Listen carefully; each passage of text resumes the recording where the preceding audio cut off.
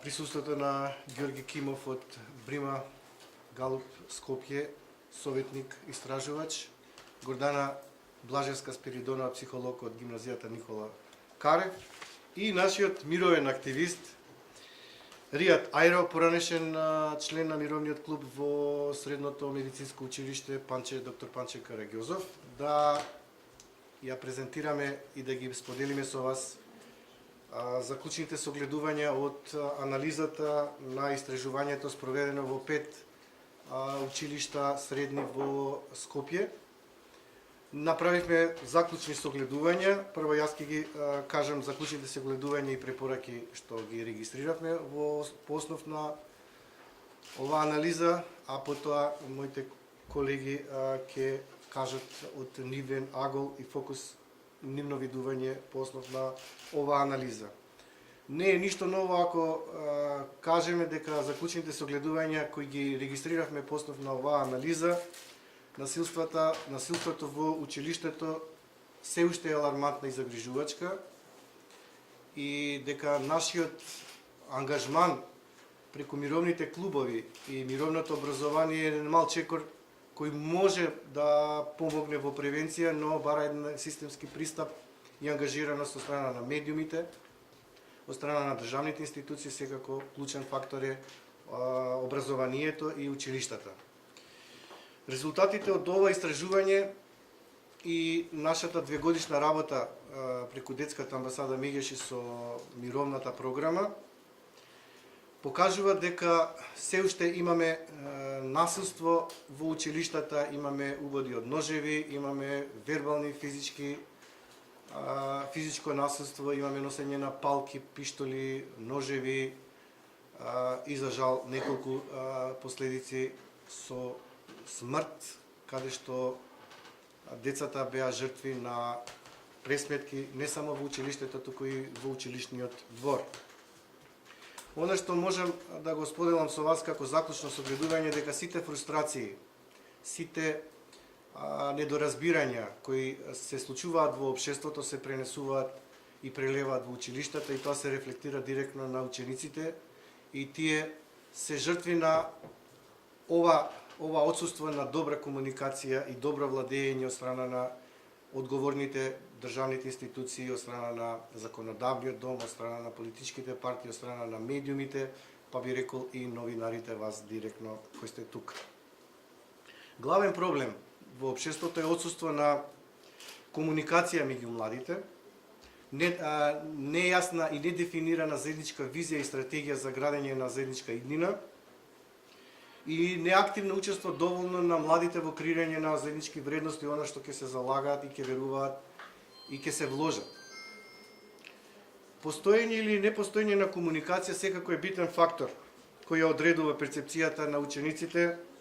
за другите етнички заедници кои се присутни во училиштата. Комуникацијата за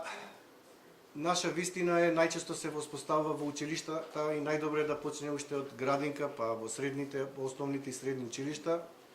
но таа е проблематична од многу евидентен аспект дека училиштата ни стануваат едноетнички.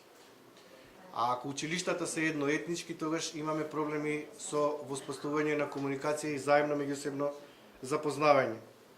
На тој начин,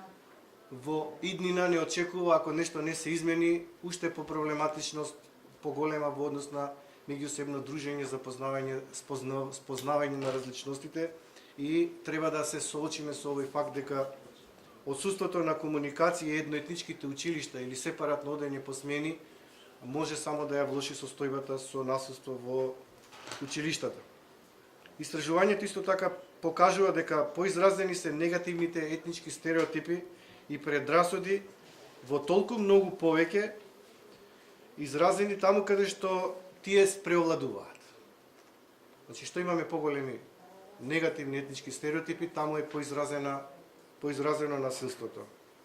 Она што генерално отсуствува во Македонија е отсуство, децата се препуштени сами на себе, отсуство на грижа не само од страна на родителите, туку и страна на училиштата кон децата, а исто така многу директно не задира и проблемот со социјална неправда која би рекол е еквивалент рамно на насуство она што се среќаваат секојдневно семејствата во однос на обезбедување, грижа и екзистенција за своите деца и недоволно нивно внимание за нивниот правилен раст и развој. Секако, социјалната неправда не е единствен извор за насилство. Силно влијание имаат и медиумите, и интернетот, и актерите во политиката, донесувачите на одлуки, тоа се политичките партии. Тие се главна причина и тие придонесуваат да се направи еден главен образец на насилство кој младите го имитираат, го споделуваат и го пременуваат во пракса и во училиштата. Она што генерално не загрижува е говорот на омразата. Говорот на омразата без при тоа да се води ниту малку од етички морален аспект грижа, каква порака се упатува. Тоа се случува секојдневно во законодавниот дом, во собраниските комисии, можете да видите како политичарите комуницираат, од страна на политичките партии, и тие на некој, не на некој, туку на конкретен начин стануваат директни соучесници и креатори на моделот на однесување кој за жал младите директно го пренесуваат и го применуваат во пракса. Се додека овој начин на комуникација, исправување со конфликти од страна на донесувачите на одлуки, од страна на политичките партии, го пренесуваат директно и преку медиумите, сведоци сме, го гледаме тоа секојдневно, и со регрутирање на младинци за одредени политички партиски каузи,